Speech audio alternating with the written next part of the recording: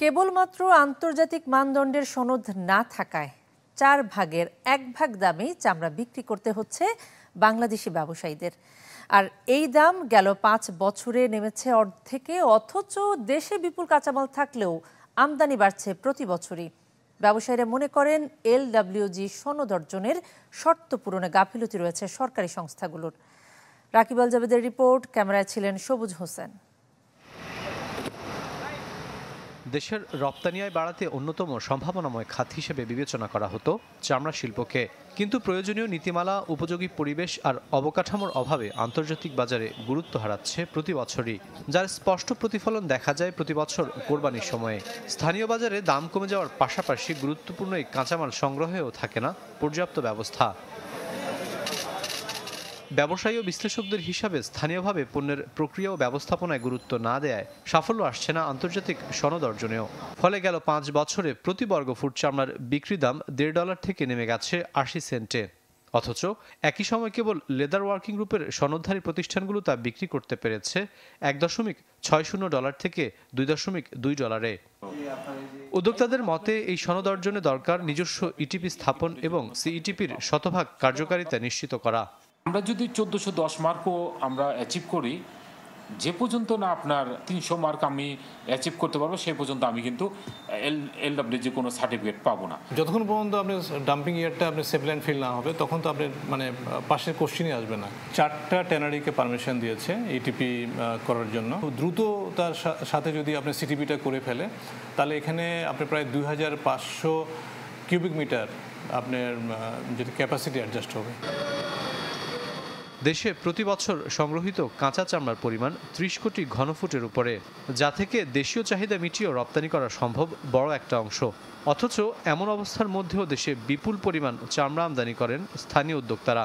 সবশেষ অর্থবছরে যা ছিল 1,500 কোটি টাকার উপরে। খাত সংশ্লিষ্টরা মনে করছেন প্রক্রিয়াগত দুর্বলতা ও ভুল নীতির খেসারত দিতে হচ্ছে অর্থনীতিকে। নন কমপ্লায়েন্ট চাইনিজ বায়ারদের কাছে আমাদের পণ্য অর্ধেক দামে বিক্রি করছি, কিন্তু কোনোভাবে সেটা কাম্য নয়। এটা একটা মিসম্যানেজমেন্ট ছিল। যে সময় এই প্রজেক্টটা হাতে নিয়েছে বিসিক আসলে সেরকম সক্ষমতা ছিল না। সিইটিপি এবং সলিড ওয়েস্ট এইটাকে যদি আপনি এলডব্লিউজি স্ট্যান্ডার্ড না আনতে পারেন, ইন্ডিভিজুয়াল ফ্যাক্টরি ওনার তাদের স্ট্যান্ডার্ড মিট করার ফলেও তারা এলডব্লিউজি সার্টিফিকেশনটা পাবে না। এখন যেভাবে হচ্ছে এইভাবে হলে আসলে আলটিমেট সরকার হয়তো অর্থ খরচ করবে, ফ্যাক্টরি ওনারা ইনভেস্ট করবে, সেই অনুযায়ী রিটার্ন আসবে না। বর্তমানে দেশে অন্তত 155টি ট্যানারি থাকলেও এলডব্লিউজি সনদধারী মাত্র 2টি। রাকিব আল জাবেদ, চ্যানেল 24, ঢাকা। কমপ্লায়েন্স ইস্যুতে বৈশ্বিক ক্রেতা হারিয়ে খাদের কিনারে দেশের চামড়া শিল্প। অন্যদিকে দেশীয় বাজারে মূল্যবান এই পণ্যের দাম নেমেছে একেবারেই তলানিতে। তবে সরকার চাইলেই কিন্তু এই খাতের সংকট কেটে যাবে, এমনটাই মনে করছেন উদ্যোক্তারা।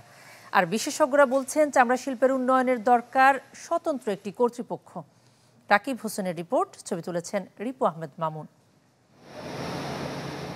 দেশের চামড়া শিল্পের সম্ভাবনা যতটা, তা এই কাঁচা চামড়ার সহজলভ্যতাকে ঘিরেই। প্রতি বছর শুধু কোরবানির ঈদেই যার যোগান আসে অর্ধেকের বেশি। 1 দশক আগে গরুর যে কাঁচা চামড়া বিক্রি হতো 1,500 থেকে 2,000 টাকায়, তা এখন 700 টাকারও কম। ফলে দাম না পেয়ে একাধিকবার মাটিতে পুঁতে ফেলার ঘটনা ঘটেছে। সরকার দাম দিচ্ছে 500 থেকে 60 টাকা টাকার চামড়া, আর টাকার বাইরের 500 থেকে 50 টাকা, কিন্তু এই দাম আমরা আজও বিক্রি করতে পারিনি। ট্যানারি মালিকরা 30-35 টাকার উপর মাল কিনে না। হাজারীবাগ থেকে সাভারে শিল্পনগরে স্থানান্তরের পর গেল 7 বছরে কাঁচা চামড়ার দাম শুধু কমেছেই, যদিও এই শিল্পনগরেই উৎপাদনে রয়েছে 142টি ট্যানারি। কাঁচা চামড়া লবণ দিয়ে সংরক্ষণের পর প্রথম ধাপে এভাবেই প্রক্রিয়াজাত করা হয়। এক্ষেত্রে কেমিক্যাল ও শ্রমিকের মজুরির সঙ্গে লাভের হিসাব কষলে যে দাম পাওয়ার কথা তা মিলছে না নন কমপ্লায়েন্ট চীনা ক্রেতাদের কাছ থেকে, যে কারণে কাঁচা চামড়ার ন্যায্য মূল্য দিতে ব্যর্থ হওয়ার কথা বলছেন এই শিল্পের উদ্যোক্তারা। দেশের সবচেয়ে বড় চামড়া শিল্প নগরীতে এখন পর্যন্ত উপযুক্ত বর্জ্য ব্যবস্থাপনা নিশ্চিত করতে পারেনি সরকার। ফলে পর্যাপ্ত কাঁচামাল, শ্রমিক ও উদ্যোক্তাদের এত সব প্রস্তুতি কাজে আসছে না কিছুই। যদি 20টা ট্যানারিও চামড়া শিল্প নগরী সাভারে LWG সনদ পেয়ে যায়, তাহলে এই যে চামড়ার আজকে যে দুরবস্থা বা ন্যায্য মূল্য নিয়ে অনেকে কথা বলেন, এখান থেকে হয়তো আমরা বেরিয়ে আসতে পারবো এবং চামড়া ন্যায্য দামে চামড়া সংগ্রহ করতে সক্ষম হবে। চামড়ার দাম কমার আরেকটি বড় কারণ যথাযথভাবে সংরক্ষণ না করা। বিশেষজ্ঞরা বলছেন এই শিল্পের সার্বিক অগ্রগতির জন্য আন্তর্জাতিক LWG সনদের পাশাপাশি চামড়া উন্নয়ন কর্তৃপক্ষ গঠনের বিকল্প নেই। এই মুহূর্তে হচ্ছে একটা অ্যাকশন প্ল্যান করা, একটা রোড ম্যাপ করা, কখন CETP ঠিক হবে, কখন সলিড ওয়েস্ট ম্যানেজমেন্ট ঠিক হবে, কখন এই ইন্ডিভিজুয়াল ফ্যাক্টরি ওনাররা তারা কাঙ্ক্ষিত মানদণ্ড সবাই কিন্তু জানে, কিন্তু সেই অনুযায়ী আমরা কাজ করতে পারলে মানে 1 বছরের যদি একটা প্ল্যান করে, আমার মনে হয় এটি সম্ভব এই সেক্টর থেকে একটা বড় অঙ্কের বৈদেশিক মুদ্রা আনা। বর্তমানে দেশে চামড়া ও চামড়া জাতীয় পণ্যের বাজার 2000 কোটি টাকার মতো। রাকিব হোসেন, চ্যানেল 24, ঢাকা। এদিকে চামড়া সংগ্রহের জন্য প্রস্তুত পুরান ঢাকার পোস্তার আড়তদাররা। ঢাকা এবং আশেপাশের এলাকার কাঁচা চামড়ার চাপ সামলাতে লবণের পর্যাপ্ত সরবরাহ রয়েছে বলে জানিয়েছে পাইকারি ব্যবসায়ীরা। তবে প্রতিবারের মতো দাম নিয়ে অভিযোগের পাল্লাটা এবছর কিন্তু নেই। ব্যবসায়ীরা জানালেন যে ঈদের আগে লবণের দাম না বাড়ায় তারা স্বস্তিতে রয়েছেন। অন্যদিকে বিভিন্ন রাসায়নিকের অতিরিক্ত দাম নিয়ে ক্ষোভ প্রকাশ করেছেন অনেকেই। এতে সরকারের বেঁধে দেয়া দামে চামড়া কিনতে অসুবিধা হতে পারে বলে আশঙ্কা করছেন তারা। আপনাদের দিকে তো আপনার কেমিক্যালের দাম ওদিকে বাড়াই দিচ্ছে, এদিকে চামড়ার দাম কম। তো কেমিক্যালের দাম কমটা থাকলে একটু চামড়ার দাম বাড়তো, কারণ কেমিক্যালের দাম বেশি, চামড়ার দাম কম। কারণ আমরা যে হেভিজিবির মধ্যে আছি, লাভের কোনো সংখ্যা নাই। সরকারি দামে অনেক সময় কেনা হবে না, কারণ কোম্পানিরা যে একটা রেট দেয় 12 মাস যে হিসেবে রেট, ওই হিসাবে কেনা হয় আর তাদের কাছে ওই হিসাবে বিক্রি করা হবে। দর্শক, ফার্স্ট সিকিউরিটি ইসলামী ব্যাংক PLC বিজনেস 24-এ একটা বিরতির সময় হলো, সঙ্গেই থাকুন। শেষ মুহূর্তে একেবারে জমজমাট কোরবানির অনুষঙ্গ যে জিনিসপত্রগুলো, সেগুলো হচ্ছে ছুরি, চাপাতি, বটি, কাঠের গুঁড়ো সহ নানা সরঞ্জামের বাজার। কারওয়ান বাজারের কামারপাড়ার ব্যস্ততাও বেড়েছে কয়েক গুণ। তবে কাঁচামালের দাম বৃদ্ধি পাওয়ায় বছর ব্যবধানে প্রতিটি পণ্যই বিক্রি হচ্ছে প্রায় দ্বিগুণ দামে। অন্যদিকে প্রত্যাশা অনুযায়ী বিক্রি না হওয়ার দাবি ব্যবসায়ীদের। হাতুড়ির টুংটাং শব্দ আর গরম কয়লায় লোহা গুলিয়ে চাপাতি, ছুরি, বটি তৈরিতে রবিউলের কর্মযোগ্য বলে দেয় ব্যস্ততা বেড়েছে কারওয়ান বাজারের কামারপট্টিতে।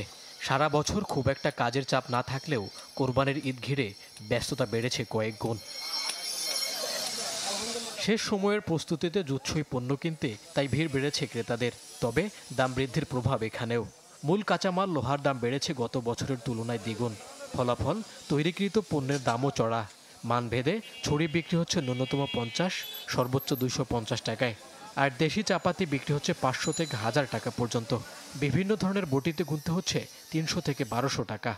এখন তো সিজন, সব সময় গেলে বিক্রি হয় না, ওই মানুষ কুরবানির ঈদের আগে কিনে, তাই আসছে আর কি কেনার জন্য।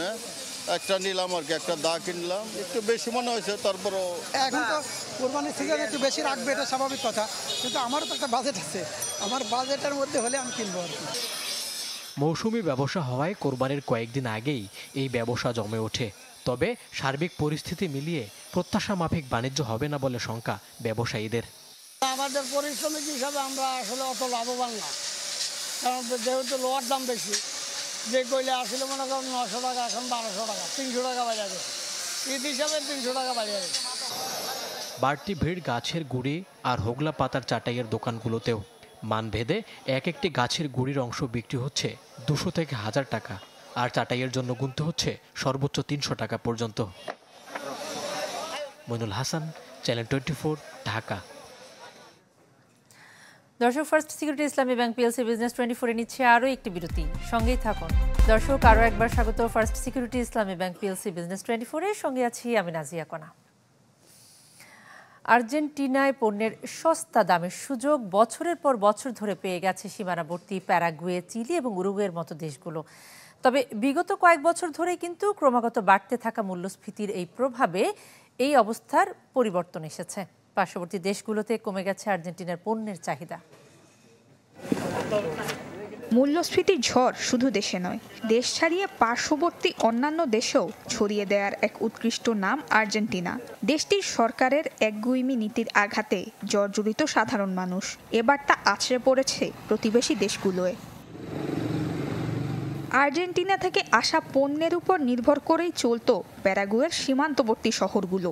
সহজলভ্য হওয়ায় শহরের দোকানগুলোয় জমত ভিড়। সস্তা দামের কারণে চাঙ্গা ছিল পর্যটন খাত।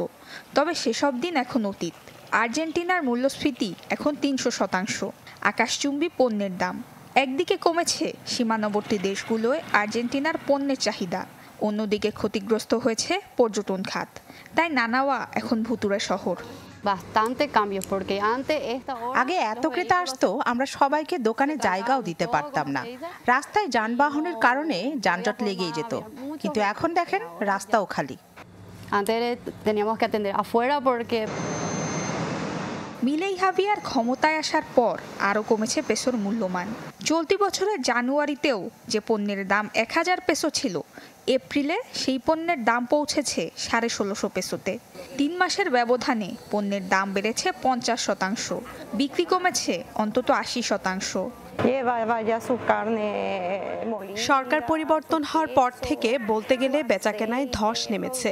মাংস, রান্নার তেল, যে পণ্যের কথাই বলবেন সবকিছুর দাম দ্বিগুণ হয়ে গেছে।